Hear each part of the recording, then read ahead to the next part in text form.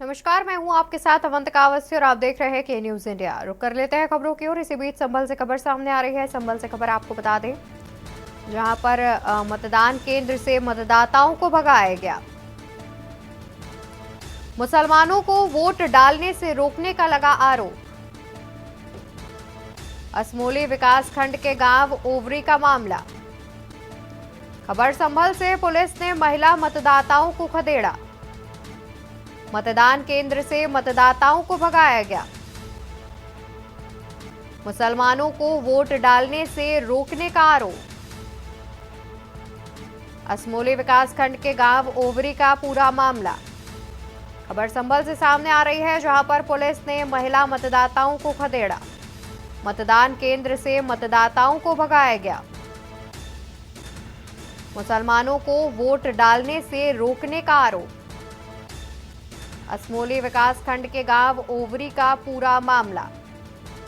खबर आपको संभल से बता दें, जहां पर पुलिस ने महिला मतदाताओं को खदेड़ा। मतदान केंद्र से मतदाताओं को भगाया गया। जानकारी मिल रही है कि मुसलमानों को वोट डालने से रोका गया है। असमोली विकासखंड के गांव ओवरी का यह पूरा मामला सामने आ रहा है। तो खबर संभल से बता दें, जहां पर पुलिस ने महिला मतदाताओं को खदेड़ा। मतदान केंद्र से मतदाताओं को भगाया गया। वहीं मुसलमानों को वोट डालने से रोकने का लगा आरोप। असमोली विकासखंड के गांव ओवरी का पूरा मामला। खबर संभल से सामने आ रही है, जहां पर पुलिस ने महिला मतदाताओं को खदेड़ा। मतदान केंद्र से मतदाताओं को भगाया गया। और ये कुछ तस्वीरें भी सामने आ रही हैं, जहां पर पुलिस मतदाताओं को भगा रही है। कुछ इस तरीके की जानकारी भी सामने आ रही है। संभल से ये पूरी खबर सामने आ रही है। संभल का मामला बताया जा रहा है। और इसी खबर पर ज्यादा जानकारी के लिए हमारे साथ संवाददाता रईस अलवी जुड़े हुए हैं। और रईस, जिस तरीके से जानकारी आ रही है कि पुलिस ने महिला मतदाताओं को खदेड़ा है, पूरा मामला क्या है, क्या वजह सामने आई है? देखिए, मैं बिल्कुल आपको बताना चाहूंगा। असमोली विधानसभा के गांव आता है ओबरी। ओबरी विधानसभा में एक बूथ केंद्र था, जहां पर मुस्लिम महिलाओं जो है अपना मत डालने के लिए गई थी। तो उसी दौरान पुलिस कर्मियों में वहां पर बताया जा रहा है, पुलिस का आरोप है कि वहां पर भीड़ भाड़ ज्यादा होने के कारण जो है हमने बाहर निकाला। लेकिन जो विपक्ष के लोग हैं, समाजवादी पार्टी के जो जियाउर रहमान है पार्टी का, उनका साफ तौर पर आरोप ये है कि मुसलमान वोटरों को रोका जा रहा है, उनको वोट नहीं डालने जा रहा है, उनको वहां से खसेल कर मार के निकाला जा रहा है। वीडियो में तो यही देखा जा रहा है कि पुलिस किस तरह से महिलाओं को वहां से खदेड़ रही है। लेकिन पुलिस ने तो इस पर सफाई दे दी है। लेकिन जियाउर रहमान जो सपा के प्रत्याशी है, उनका आरोप यही है कि मुसलमान वोटरों को वोट नहीं डालने दिया जा रहा है। साथ ही साथ एक वीडियो और भी चली थी, जो जियाउर रहमान और जिला अध्यक्ष जी और साथ ही साथ उनके पिताजी को पुलिस उनके संग किस तरह से बदसलूकी कर रही है, यहाँ तक पुलिस गिरफ्तारी उनको करने का प्रयास किया था।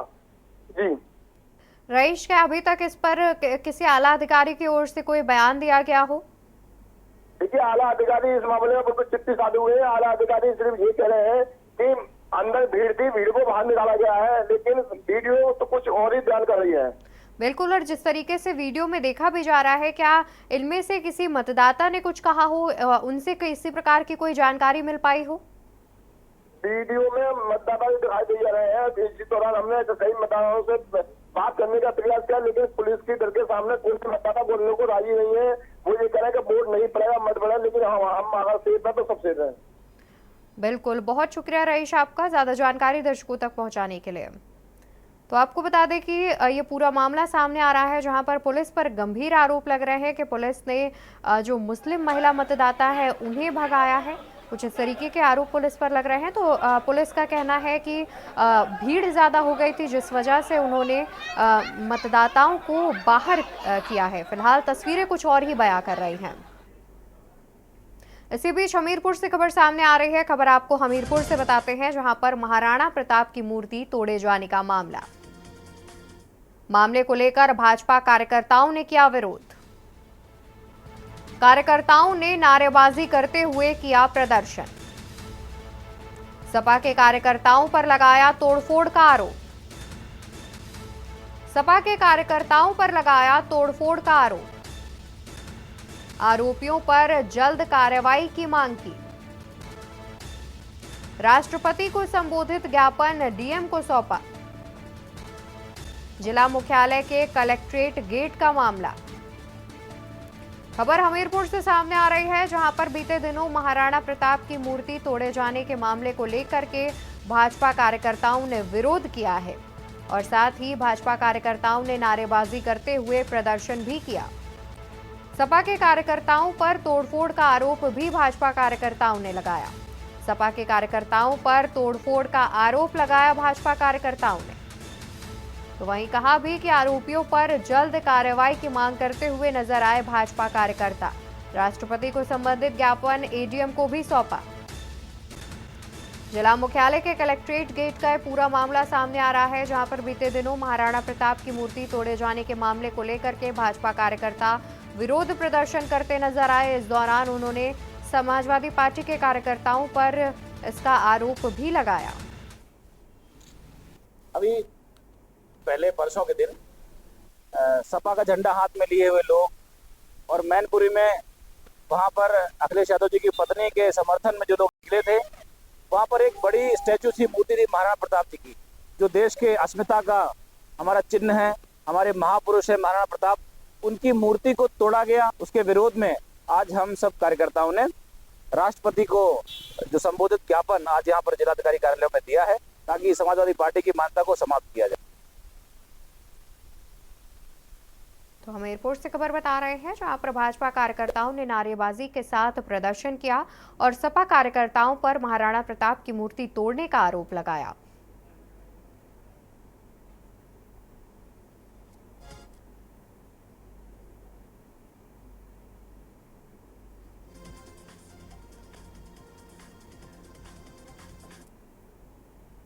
रुक कर लेते हैं सुपरफास्ट खबरों की ओर।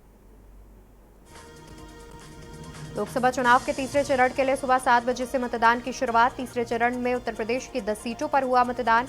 भारत निर्वाचन आयोग की ओर से तीसरे चरण के लिए सभी जरूरी इंतजाम किए गए। पोलिंग बूथ पर रखी गई कड़ी सुरक्षा।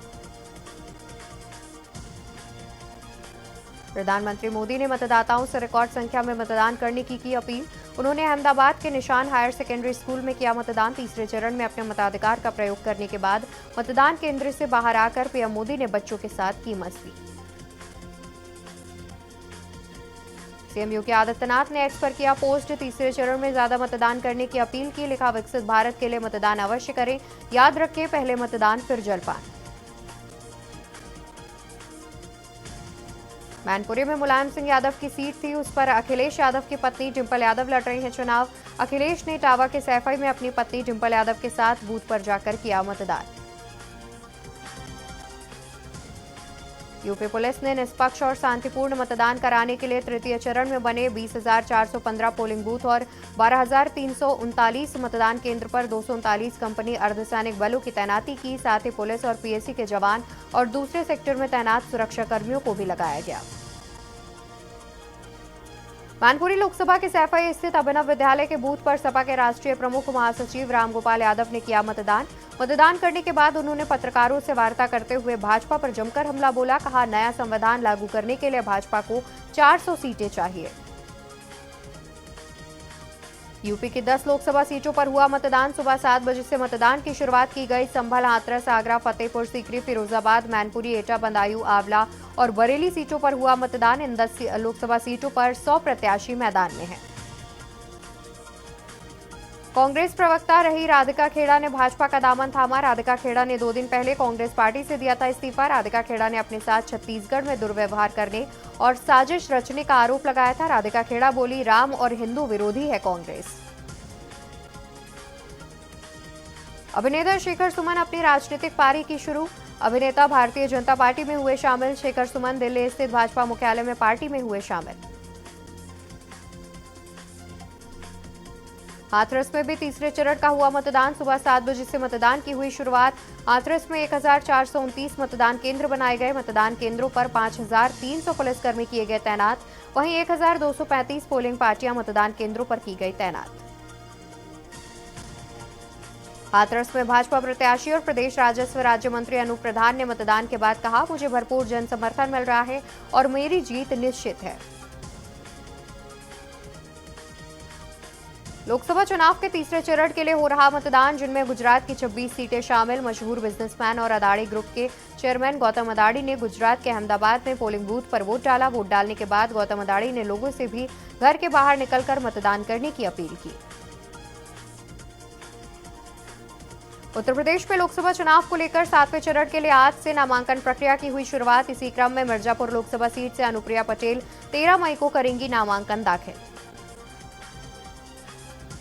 मैनपुरी से सपा प्रत्याशी डिंपल यादव ने एक्स पर लिखा, आज लोकतंत्र के महापर्व पर देश प्रदेश की तरक्की और खुशहाली के लिए मतदान करें।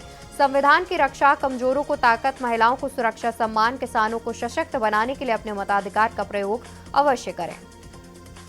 सैफई में प्रोफेसर रामगोपाल यादव ने किया मतदान, कहा कि हमारी लड़ाई देश और संविधान को बचाने के लिए। सत्ता के नशे में हमारे मुख्यमंत्री कुछ भी बोल रहे हैं, जब हार नजदीक दिखती है तो कुछ भी बोलने लगते हैं। अर्थव्यवस्था के सवाल पर कहा कि बांग्लादेश और श्रीलंका भी हमसे ऊपर है। तीसरे चरण के चुनाव को लेकर फिरोजाबाद में वोटिंग, सुबह से ही पोलिंग बूथों पर लगी लंबी लंबी कतारें। मतदान को लेकर मतदाताओं में खासा उत्साह, शहरी क्षेत्रों की अपेक्षा ग्रामीण क्षेत्रों में मतदाता उत्साहित। लोकसभा चुनाव के तीसरे चरण में आगरा में वोटिंग जारी। साकेत विद्यापीठ मतदान केंद्र पर केंद्रीय राज्य मंत्री एसपी सिंह बघेल ने परिवार के साथ बूथ पर जाकर किया मतदान और मीडिया से रूबरू होते हुए कहा कि इस बार बीजेपी 400 पार करेगी। संभल में Ziaur Rahman work additional SP में नोकझोंक। सपा प्रत्याशी जियाउर रहमान का आरोप, रामपुर जैसा रुख अपना रही है पुलिस। बीएलओ से मतदाता सूची लेकर पुलिस फरार। पुलिस प्रशासन पर भड़के जियाउर रहमान वर्क। मरहूम डॉक्टर सफीकुर रहमान के पोते हैं जियाउर रहमान। आंवला लोकसभा से बीजेपी प्रत्याशी धर्मेंद्र कश्यप ने परिवार के साथ जाकर किया मतदान। कांधरपुर के प्राथमिक विद्यालय बूथ पहुंचकर किया मतदान। धर्मेंद्र कश्यप की बेटी कीर्ति कश्यप ने भी किया मतदान। बरेली में सपा प्रत्याशी प्रवीण सिंह ऐरन ने अपनी पत्नी सुप्रिया ऐरन के साथ किया मतदान। सदर तहसील पर मतदान करने पहुंचे सपा प्रत्याशी प्रवीण सिंह ऐरन ने लगाया आरोप, कई जगहों पर पोलिंग हल्की कराई जा रही है। बूथ पर पीठासीन अधिकारी कर रहे हैं गड़बड़, दलित वोटर्स को कर रही हैं इशारा। फतेहपुर सीकरी में सुरक्षा कर्मियों ने ट्राईसाइकिल से बुजुर्ग को डलवाया वोट। बुजुर्ग को उनका बेटा बाइक से पोलिंग बूथ पर लेकर पहुंचा। बूथ पर बुजुर्ग को देखते ही सुरक्षाकर्मी उन्हें ट्राईसाइकिल दी, फिर उन्हें बैठाकर बूथ तक ले गए। बरेली में व्हीलचेयर से वोट डालने पहुंचे 62 वर्षीय अनूप कुमार। बता दें कि अनूप कुमार के दोनों पैर कटे हैं। मतदान के बाद उन्होंने कहा कि वोट पहला अधिकार है, अपने इस अधिकार से वंचित नहीं रहना चाहिए। वोटिंग के लिए लंबे समय से प्रतीक्षा रहती है। मैनपुरी में भाजपा समर्थकों का वीडियो वायरल। भाजपा समर्थकों ने फेंका सपा का बस्ता फेंकने का वीडियो वायरल। करहल विधानसभा के सहन पोलिंग बूथ का पूरा मामला। रायबरेली में राहुल गांधी के नामांकन के बाद कांग्रेसियों में उत्साह दिख रहा है। राहुल, प्रियंका, सोनिया गांधी के होर्डिंग रायबरेली में लगाए गए। वहीं चुनाव प्रचार भी शुरू कर दिया गया। कांग्रेस के इस दाव के चलते भाजपा को पुराने कैंडिडेट दिनेश प्रताप को ही चुनाव में उतारना पड़ा। आगरा में धर्मवीर प्रजापति ने डाला वोट। नागरिक सुरक्षा राज्य मंत्री ने परिवार संग डाला वोट। आगरा के खंदौली खेड़ा हाजीपुर गांव में डाला वोट। नागरिक सुरक्षा राज्य मंत्री ने परिवार के साथ अपने मताधिकार का किया प्रयोग।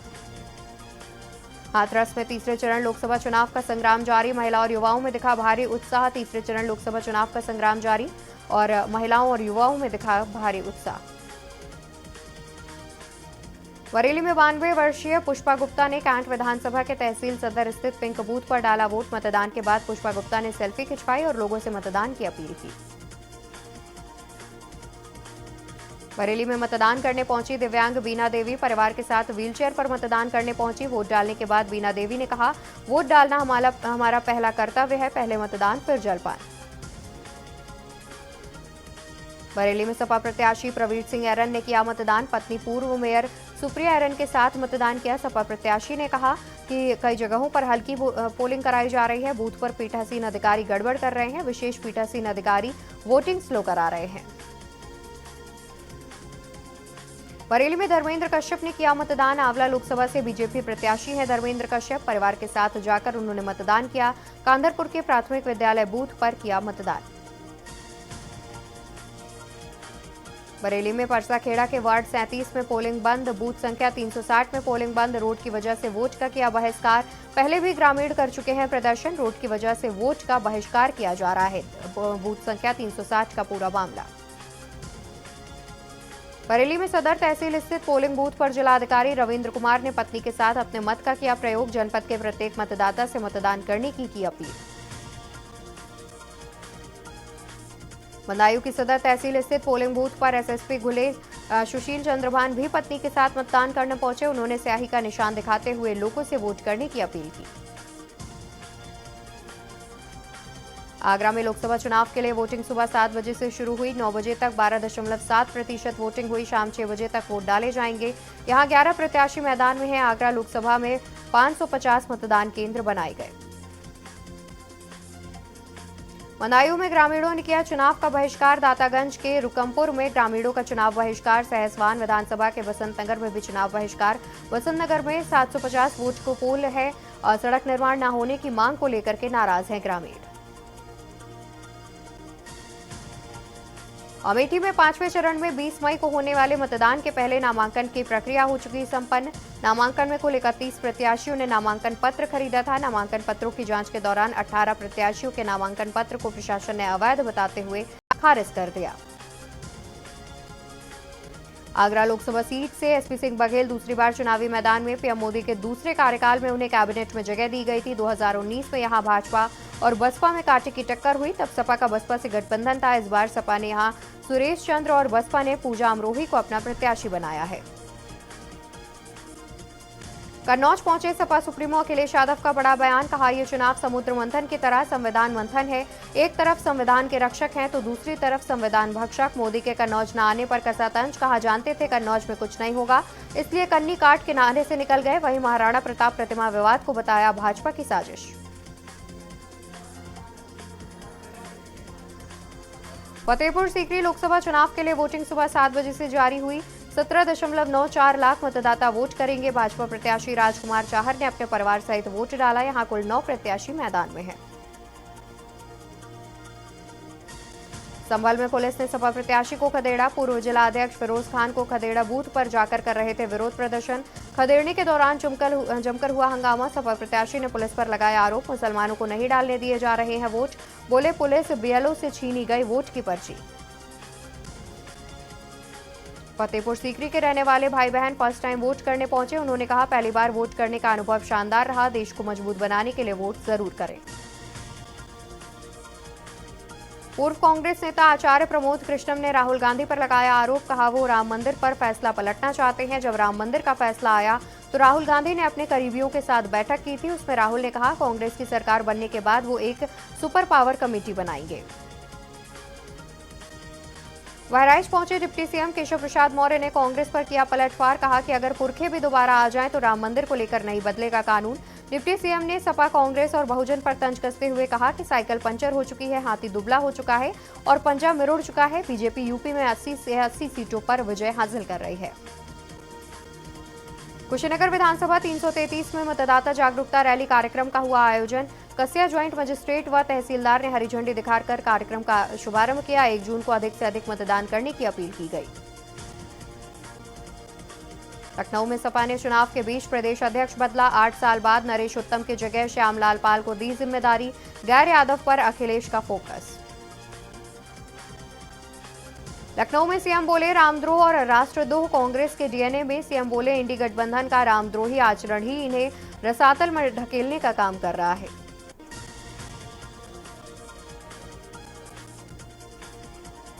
संभल प्रशासन की लापरवाही। 95 वर्ष के बुजुर्ग को नहीं मिली चुनाव आयोग की सहूलियत। वोट डालने के लिए बुजुर्ग को आना पड़ा मतदान केंद्र। 95 वर्ष के बुजुर्ग को घर पर नहीं पहुंची चुनाव आयोग की टीम। डीएम के आदेशों का लगा पलीता। मतदान केंद्र पर व्हीलचेयर की व्यवस्था भी नहीं थी। कांग्रेस नेता प्रियंका गांधी अमेठी पहुंची। प्रियंका 18 मई तक रायबरेली और अमेठी में प्रचार करेंगी। केएल शर्मा की उम्मीदवारी पर भाजपा द्वारा की जा रही टिप्पणी पर कहा, ये बहुत असभ्य बातें हैं। 40 साल से उन्होंने यहां काम किया है। और इसी बीच दिल्ली से बड़ी खबर सामने आ रही है। बड़ी खबर दिल्ली से, जहां पर केजरीवाल की जमानत पर सुनवाई जारी। केजरीवाल की जमानत पर सुनवाई जारी। थोड़ी देर में केजरीवाल की सुनवाई पर होगा फैसला। जेल या बेल पर आज कोर्ट का होगा फैसला। सुप्रीम कोर्ट से थोड़ी देर में आएगा फैसला।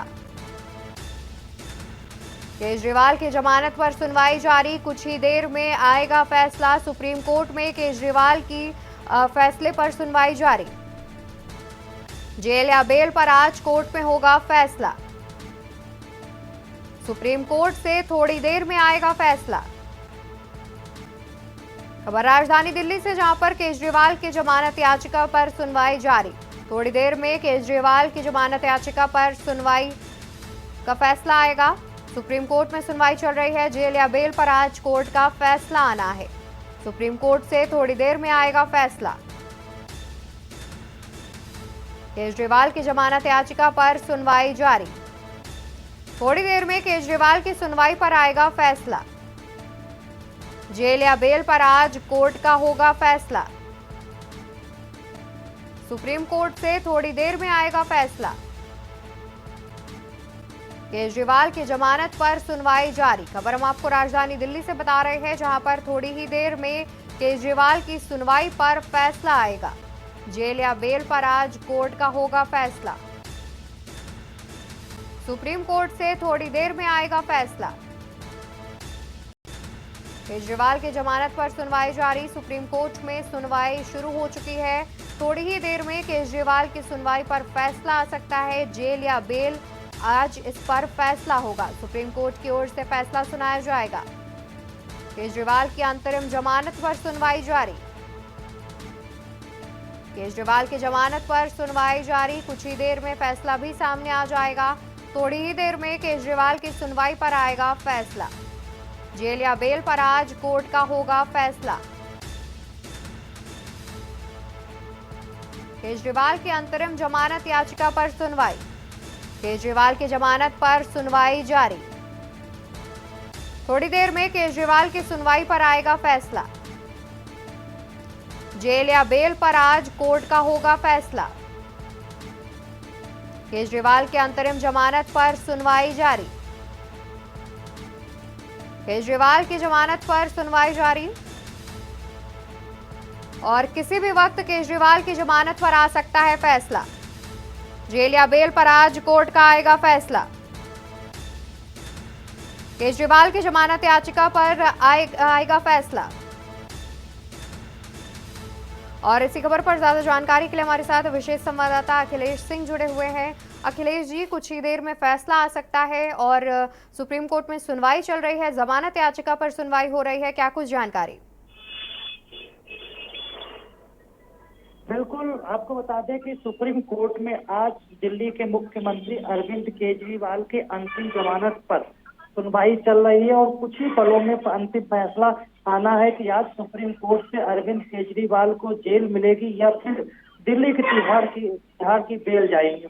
बेल मिलेगी या बेल नहीं मिलेगी तो तिहाड़ की जेल जाएंगे। मैं आपको बता दूं कि सुप्रीम कोर्ट के 2 जस्टिस की बेंच, जिसमें संजीव खन्ना और जस्टिस दीपांकर दत्ता, 2 लोग इसमें सुनवाई कर रहे हैं और दोनों में लगातार सुनवाई के दौरान ये जस्टिस संजीव खन्ना और जस्टिस दीपांकर दत्ता के तरफ से ये आश्वस्त किया गया कि हम आपको केजरीवाल की शराब कथित घोटाले में जी चुनाव प्रचार के मद्देनजर जमानत पर विचार कर सकते हैं, वो भी अंतरिम जमानत पर विचार कर सकते हैं। लेकिन ईडी के तरफ से लगातार विरोध किया जा रहा है और बहस के दौरान इन बातें सामने आ रही हैं कि जो ईडी की तरफ से उनके वकील अधिकारी दलील दे रहे हैं, उसमें उनको ये कहा जा रहा है कि जो अगर इनको जमानत मिलती है तो उससे वहां पर वो चीजें प्रभावित होंगी जिनके जो जांच के दौरान नहीं हो सकती। वहीं अरविंद केजरीवाल की तरफ से वरिष्ठ वकील अभिषेक मनु सिंघवी वो दलील दे रहे हैं कि वो उनको ये प्रॉमिस करते हैं कि किसी तरह का कोई नहीं होगा। हालांकि जस्टिस खन्ना और जस्टिस दत्ता की तरफ से एक सवाल पूछा गया कि हम आपको अगर अंतिम जमानत पर विचार कर सकते हैं, लेकिन अगर आप मुख्यमंत्री के तौर पर वो काम करेंगे तो फिर इस पर विचार नहीं किया जा सकता है, क्योंकि हम आपको कोई ऐसी इजाजत नहीं देंगे जिसमें आप बतौर मुख्यमंत्री दिल्ली के कामकाज कर सकते हैं। इस पर अभिषेक मनु ने अपनी दलील रखी कि अगर मुख्यमंत्री के तौर पर अगर कोई फाइल दिल्ली के एलजी तक जाती है तो एलजी उसको ये बहाना बनाकर फाइल को वापस कर देते हैं कि इस पर दिल्ली के मुख्यमंत्री के हस्ताक्षर नहीं है। इसलिए दिल्ली के कामकाज, दिल्ली के हित के, दिल्ली की जनता के विकास के लिए और उनसे जुड़ी तमाम सुविधाओं की जो फाइलें मुख्यमंत्री दफ्तर से एलजी के दफ्तर जाती हैं, जहां पर उनको हस्ताक्षर न होने के चलते वापस कर दिया जाता है। तो अरविंद केजरीवाल के वकील की तरफ से ये भी दर्ज रखी गई है कि आप एक ऐसा भी निर्देश जमानत के साथ दें कि जिसमें अगर मुख्यमंत्री के दफ्तर की तरफ से कोई फाइल जाती है तो उस फाइल को वापस ना करें। और फिलहाल इस तरह की जो चीजें चल रही हैं, दोनों तरफ से तीखी बहस चल रही है। ईडी जमकर विरोध कर रही अंतरिम बेल की देने की, और वहीं अरविंद केजरीवाल की तरफ से वरिष्ठ वकील अभिषेक मनु अपनी दलीलें पेश करके अंतरिम जमानत की मांग कर रहे हैं। जैसा कि सुप्रीम कोर्ट से उनको थोड़ा अंदेशा भी है कि उनको आज अंतरिम जमानत मिल सकती है। फिलहाल अभी सुप्रीम कोर्ट में सुनवाई अरविंद केजरीवाल की अंतरिम जमानत को लेकर चल रही है। बिल्कुल, और वहीं देखा जाए तो ईडी भी अपनी दलीलें देना शुरू कर चुकी है और इससे पहले भी 2 बार सुनवाई हुई है। जिस वक्त जो मुख्यमंत्री हैं दिल्ली के अरविंद केजरीवाल, उनके वकील ने अपना पक्ष रखा था और इसके बाद ईडी दलीलें दे रही है। तो कहीं ना कहीं ईडी जो है वो जमानत जो है रोकने का प्रयास करती हुई नजर आ रही है। देखिए, ईडी जिस तरह से अपनी दलीलें और पक्ष रखते हुए सुप्रीम कोर्ट में जमानत का विरोध कर रही है, उससे अंदाजा लगाया जा सकता है कि सुप्रीम कोर्ट में जो जस्टिस की बेंच में जब सुनवाई के दौरान ईडी ने दलील रखी, कहा कि अगर अरविंद केजरीवाल को चुनाव प्रचार के लिए अंतिम जमानत नहीं दी जाती है तो ऐसा कौन सा पहाड़ टूट पड़ेगा कि उनको प्रचार करना जरूरी है। तो इस पर अरविंद केजरीवाल के तरफ से जो उनके वरिष्ठ वकील है अभिषेक मनु सिंघवी की तरफ से दलील दी गई कि वह एक चुने हुए मुख्यमंत्री हैं, संवैधानिक पद पर बैठे हुए एक संवैधानिक पार्टी के राष्ट्रीय अध्यक्ष भी हैं, और वो पार्टी के मुखिया होने के नाते इस लोकसभा चुनाव में उनको चुनाव प्रचार का मौका मिलना चाहिए और चुनाव प्रचार करने के लिए वो अंतरिम जमानत भी मांग रहे हैं। इसके अलावा अगर जनता के हित में कोई सरकारी फैसले अगर मुख्यमंत्री के तौर पर उनको लेना होंगे तो लेंगे, बाकी किसी चीज पर फैसला नहीं करेंगे। हालांकि ये भी वरिष्ठ वकील की तरफ से कहा गया कि अरविंद केजरीवाल के पास कोई मंत्रालय नहीं है, वो सिर्फ एक मुख्यमंत्री के तौर पर है, इसलिए कोई फाइल पर जरूरी नहीं है कि वो दस्तखत ही करें, इसलिए एलजी उन फाइलों को पास करते हैं। फिलहाल कुछ ही पलों पूरा हमको इंतजार करना होगा और उम्मीद जता रही है कि कुछ ही मिनट में केजरीवाल की अंतिम जमानत पर सुप्रीम कोर्ट कोई फैसला सुना सकता है। आज हमको अंतिम जमानत पर जेल से बाहर आने का मौका मिलेगा या फिर बेल नहीं होगी तो फिर तिहाड़ जेल जाना पड़ेगा। बिल्कुल, और वहीं देखा जाए अखिलेश जी तो जिस तरीके से ईडी भी अपनी दलीलें पेश करता हुआ नजर आ रहा है तो देखने वाली बात होगी, कुछ ही देर में फैसला भी इस पर आ सकता है। बहुत शुक्रिया आपका अखिलेश जी, ज्यादा जानकारी हमारे दर्शकों तक पहुंचाने के लिए। तो आपको बता दें कि केजरीवाल के अंतरिम जमानत याचिका पर सुनवाई लगातार सुप्रीम कोर्ट में चल रही है। अब से कुछ ही देर में फैसला भी आ सकता है।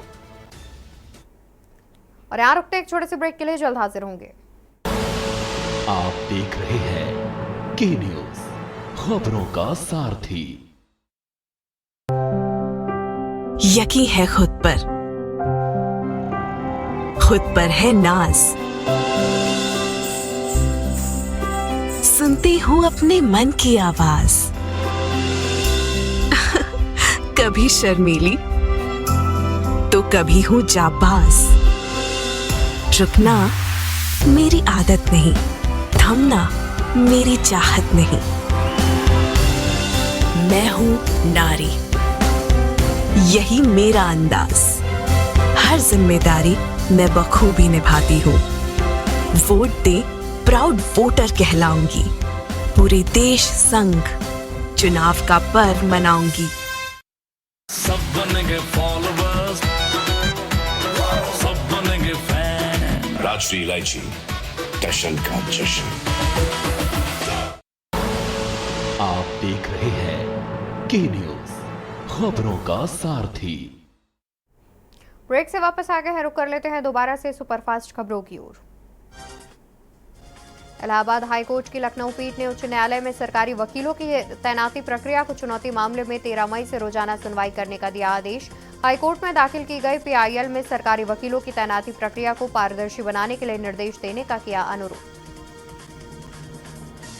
मैनपुरी में बीजेपी नेताओं पर हमला, गाड़ी तोड़ी, भाजपा पूर्व जिलाध्यक्ष प्रदीप चौहान पर हमला, पैक्सपैड अध्यक्ष प्रेम सिंह शाह के पर हमला, जिला पंचायत सदस्य शुभम सिंह पर हमला, सपा कार्यकर्ताओं पर हमला करने का लगा आरोप।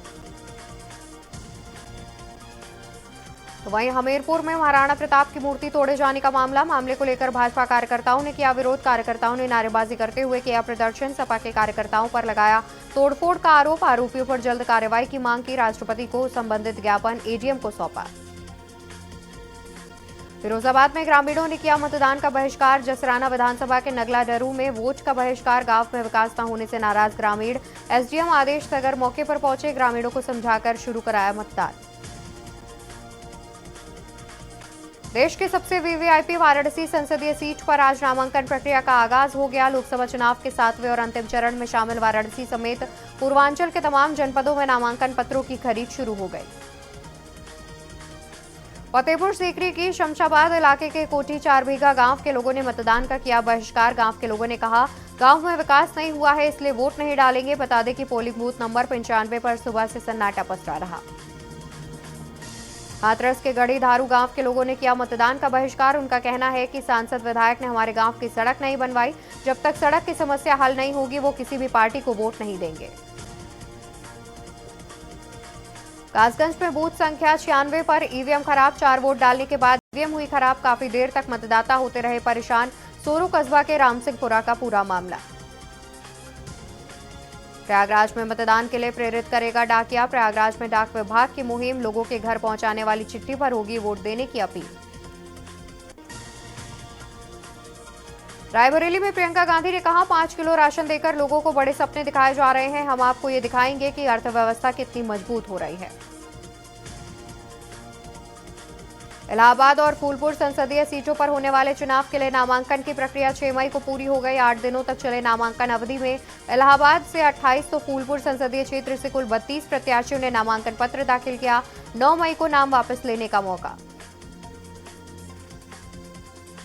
प्रयागराज में पल्लवी पटेल बोली, अखिलेश मीर जफर है, माफिया अतीक के लिए छलका अपना दल की नेता का दर्द, कहा मुस्लिमों को मुर्गी समझा गया।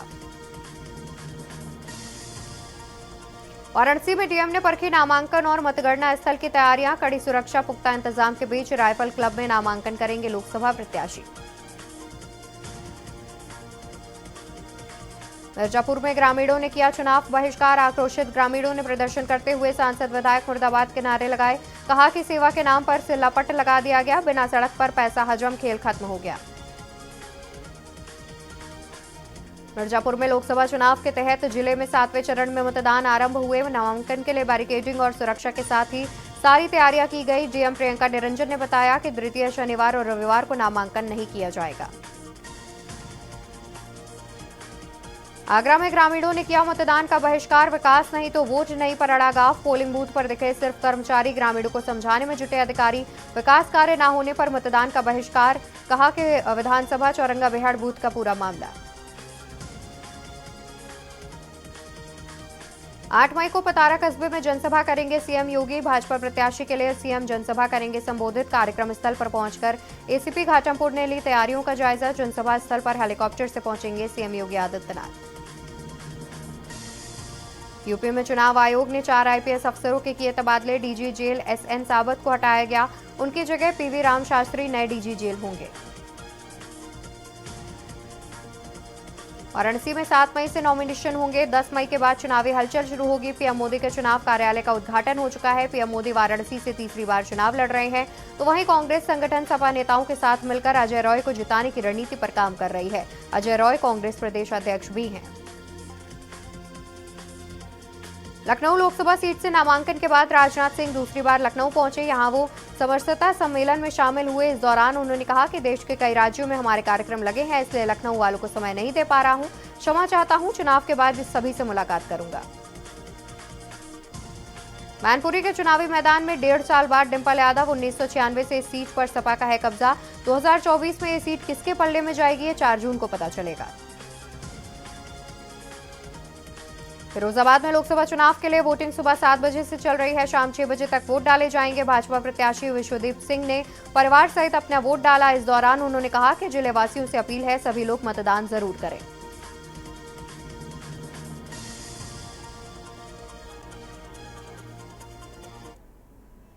इसी बीच राजधानी दिल्ली से बड़ी खबर सामने आ रही है। दिल्ली से खबर का रुख कर लेते हैं। दिल्ली से बड़ी खबर, जहां पर केजरीवाल की बेल पर कोई आदेश नहीं।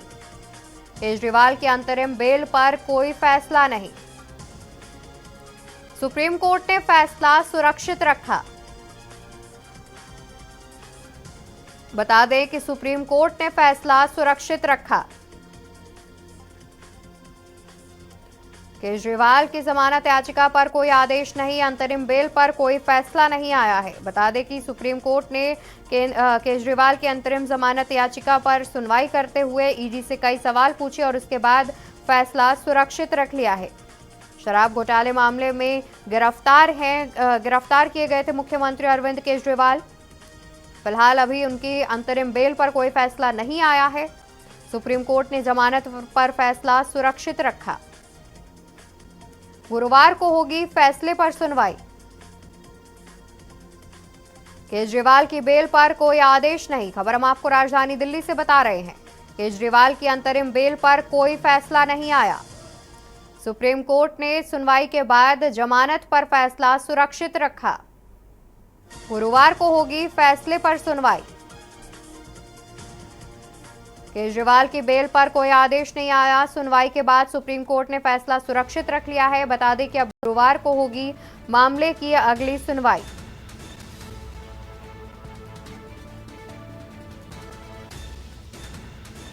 गुरुवार को होगी अब मामले की अगली सुनवाई। केजरीवाल की बेल पर कोई आदेश नहीं।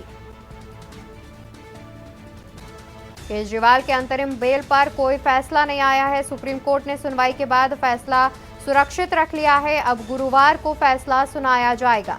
केजरीवाल की अंतरिम जमानत पर सुनवाई हुई पूरी। इसी खबर पर ज्यादा जानकारी के लिए विशेष संवाददाता अखिलेश सिंह जुड़े हुए हैं। अखिलेश जी, देखिए, जिस तरीके से जानकारी सामने आ रही है कि सुनवाई के बाद सुप्रीम कोर्ट ने फैसला सुरक्षित रख लिया है। अब गुरुवार को दोबारा से सुनवाई होगी और तब फैसला सुनाया जाएगा। हमारे संवाददाता से हमारा संपर्क नहीं हो पा रहा है। बता दें कि केजरीवाल की बेल पर कोई आदेश नहीं आया है। सुप्रीम कोर्ट ने सुनवाई के बाद फैसला सुरक्षित रख लिया है। अंतरिम बेल पर फैसला सुनाया जाना था, फैसला सुप्रीम कोर्ट ने सुरक्षित रख लिया है। अब गुरुवार को फैसला सुनाया जाएगा। केजरीवाल के अंतरिम जमानत पर सुनवाई हुई पूरी। केजरीवाल की बेल पर कोई आदेश नहीं। केजरीवाल की अंतरिम बेल पर कोई फैसला नहीं। सुप्रीम कोर्ट ने जमानत पर फैसला रखा सुरक्षित। केजरीवाल की अंतरिम जमानत पर सुनवाई हुई पूरी। केजरीवाल की बेल पर कोई आदेश नहीं। केजरीवाल की अंतरिम बेल पर कोई फैसला नहीं। सुप्रीम कोर्ट ने जमानत पर फैसला सुरक्षित रखा। केजरीवाल की अंतरिम जमानत पर सुनवाई हुई पूरी। केजरीवाल की बेल पर कोई आदेश नहीं। केजरीवाल के अंतरिम बेल पर कोई फैसला नहीं। सुप्रीम कोर्ट ने जमानत पर फैसला सुरक्षित रखा। केजरीवाल की अंतरिम जमानत पर सुनवाई हुई पूरी। और एक बार फिर से हमारे साथ विशेष संवाददाता अखिलेश सिंह जुड़ गए हैं। अखिलेश जी, जानकारी जिस तरीके से सामने आ रही है कि सुनवाई के बाद सुप्रीम कोर्ट ने फैसला सुरक्षित रख लिया है और अभी कोई भी फैसला जो है वो सामने नहीं आया है, क्या कुछ जानकारी है इस पर? बिल्कुल, आपको बता दें कि सुप्रीम कोर्ट जब किसी बड़े मामले में फैसला अंतरिम जमानत या जमानत पर लेता है तो उसमें उम्मीद की जाती है कि कई बार अंतरिम जमानत पर फैसला जब चल रहा होता, बहस हो रही होती है, जब फैसला आना होता है तो तुरंत भी सुना देते हैं। कई बार दो जस्टिस की बेंच है तो कई बार जस्टिस आपस में ऐसा कोई तैयार की होगी कि जो फैसला आना है उसको अभी सुरक्षित रखते हैं, उसके बाद सुनाएंगे।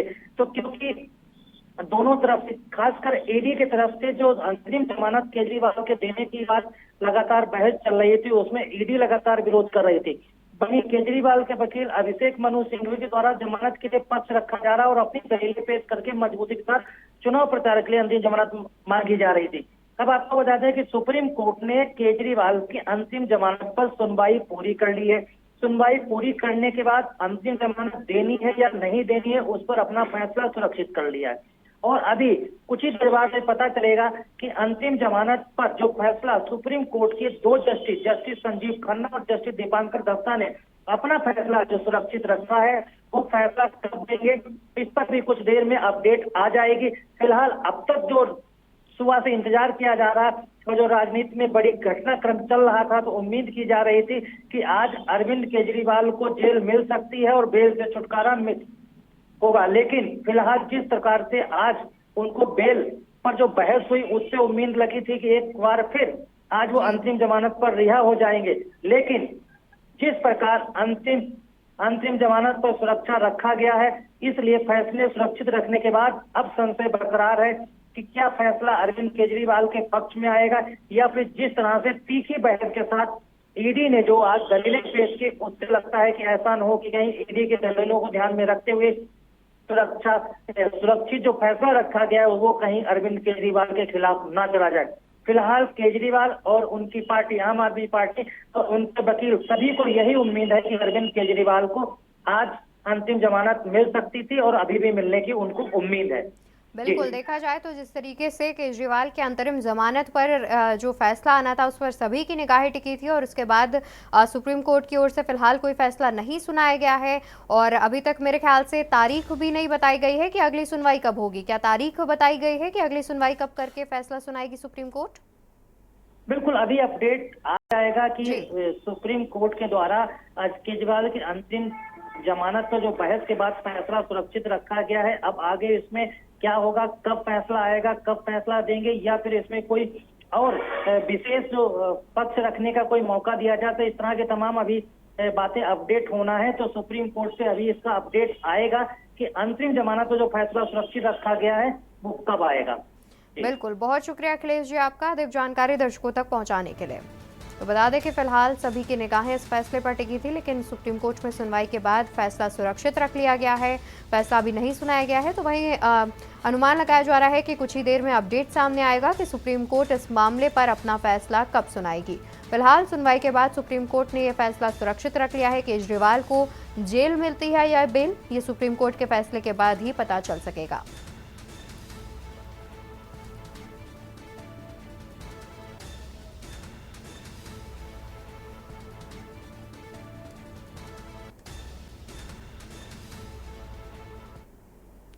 और सीधा रुक कर लेते हैं बहराइच का, जहां पर मुख्यमंत्री योगी आदित्यनाथ क्या कुछ कह रहे हैं आपको सुनाएंगे।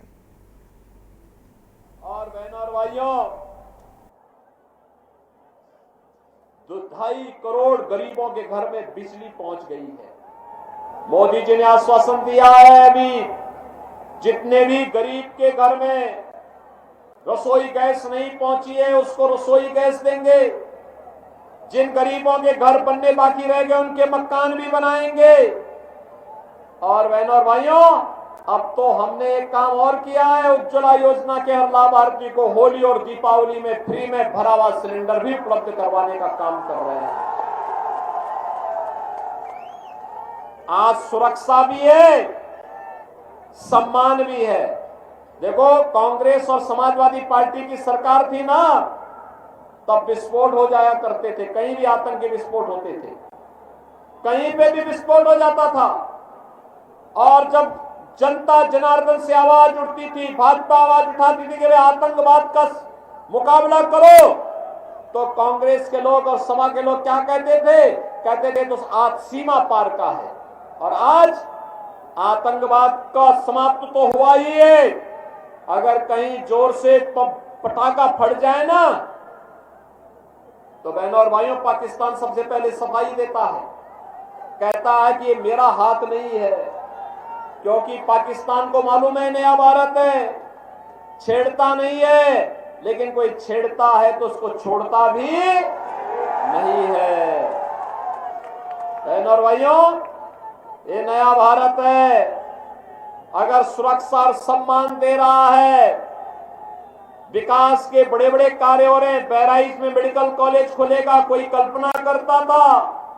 आज यहाँ पे महर्षि बाला कृषि के नाम पर हॉस्पिटल और मेडिकल कॉलेज महाराज सुहेलदेव के नाम पर आपके इसी बहराइच में खुल चुका है। बहराइच में ही मेडिकल कॉलेज होगा। आज ये कोई लोगों के लिए पहले कल्पना थी, आज वो साकार हो चुका है। महाराज सुहेलदेव का स्मारक कितना भव्य स्मारक बना है। कभी गए आप वहां जाके देखिए उनका विजय स्तंभ महाराज सुहेलदेव का। अरे राष्ट्र रक्षक थे और इसलिए उनका सम्मान देना ही हमारा काम है। हम महाराज सुहेलदेव का स्मारक बना रहे हैं। हम लोगों ने, हमारी सरकार ने बाबा साहब भीमराव अंबेडकर के पंचतीर्थों का निर्माण भी किया है। हम लोगों ने गरीबों के मकान भी बनाए हैं और हम लोगों ने रामलला का भव्य मंदिर के निर्माण का मार्ग भी प्रशस्त किया है। जो कांग्रेस के लिए असंभव था, जो सपा के लिए असंभव था, जो बसपा के लिए असंभव था, मोदी जी के नेतृत्व में भारतीय जनता पार्टी ने उसको संभव करके दिखा दिया है। जनता जनार्दन का सम्मान बढ़ा दिया है। बहनों और भाइयों, सपा के समय नौजवानों के हाथों में तमंचे पकड़ाते थे। हमने तमंचा नहीं, हमने अपने नौजवान के हाथ में टैबलेट पकड़ा दिया। टैबलेट अब स्मार्ट नौजवान है। उनके समय में अपराधी और माफिया जगह जगह बम विस्फोट करते थे। हमने कहा बम विस्फोट नहीं, अयोध्या में रामलला विराजमान होंगे तो माफिया और अपराधी का राम नाम सत्य है की भी यात्रा निकलेगी। और बहनों और भाइयों, आज आप देख रहे होंगे, आज आप देख रहे होंगे यह भी हो रहा है। और मैं आपको इस बात के लिए भी आश्वस्त करने के लिए आया हूं। देखो, सपा और बसपा की सरकार में जगह जगह बमबाजी होती थी। आज बमबाजी नहीं है, हर हर बम बम के साथ कावड़ यात्रा निकलती है बड़े धूम धड़ाके के साथ में। समाजवादी पार्टी तो रामद्रोही है। ये लोग हमेशा भगवान राम का विरोध किए हैं। क्या रामद्रोही के साथ हम खड़े होंगे? क्या कांग्रेस के साथ खड़े होंगे जो आतंकवाद का समर्थन करती है? बहनों और भाइयों, इसीलिए आज हम आए हैं। देश की आवाज के साथ बहराइच की आवाज भी जुड़नी चाहिए। सहमत हैं? सहमत हैं? सभी लोग सहमत हैं? डॉक्टर आनंद कुमार गौड़ को भारी बहुमत से विजयी बना के भेजेंगे। सभी लोग सहमत हैं? कमल चुनाव चिन्ह पर विजयी बना के भेजेंगे। मोदी जी का संदेशा घर घर पहुंचाएंगे। मोदी जी का संदेशा है कि 13 मई को हर व्यक्ति पहले मतदान करेगा, फिर जलपान करेगा। आप सहमत हैं?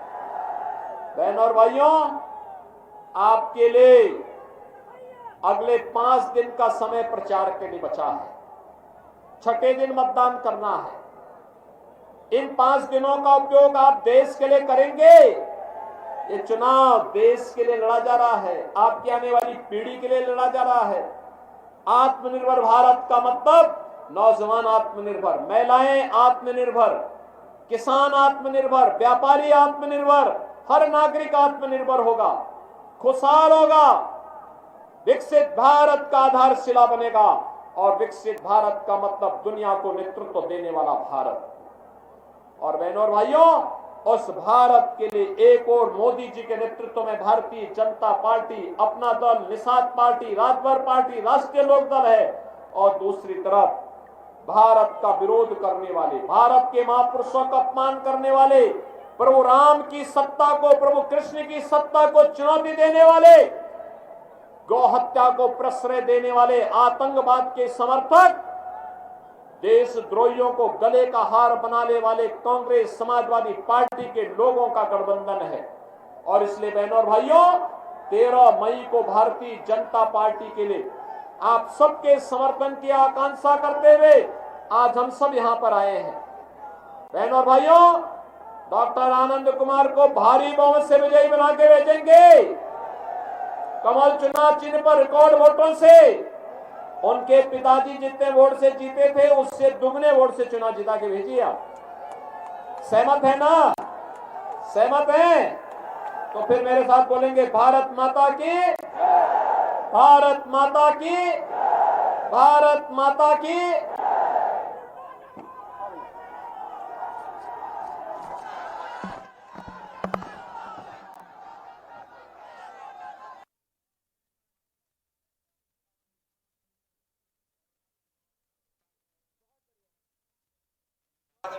जितेंद्र त्रिपाठी से आग्रह करूंगा, मंत्री जी सहित उपस्थित जन समुदाय का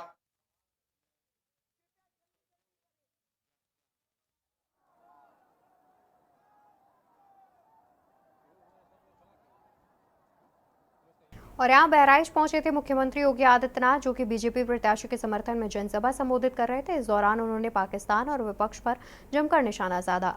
खबरों में मेरे साथ फिलहाल के लिए बस इतना ही। बाकी खबरों के लिए देखते रहिए के न्यूज़ इंडिया। नमस्कार।